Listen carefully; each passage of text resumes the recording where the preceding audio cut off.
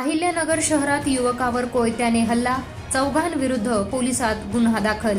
Ahilyanagar MIDC परिसरातील वखार महामंडळ जवळ माताजी नगर येथे एका युवकावर जुन्या वादातून 4 जणांनी कोयत्याने हल्ला करून जखमी केल्याची घटना सोमवार दिनांक 19 मे रोजी सकाळी 6:45 वाजता घडली आहे। या प्रकरणी एमआयडीसी पोलीस ठाण्यात गुन्हा दाखल करण्यात आलाय।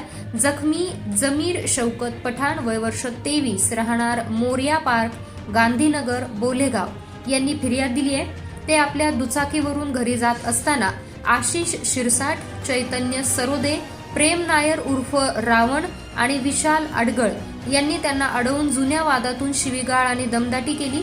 त्यानंतर कोयत्याने दोन्ही पायांवर आणि हातावर वार करून जखमी केलं आणि घटनास्थळावरून पळ काढला।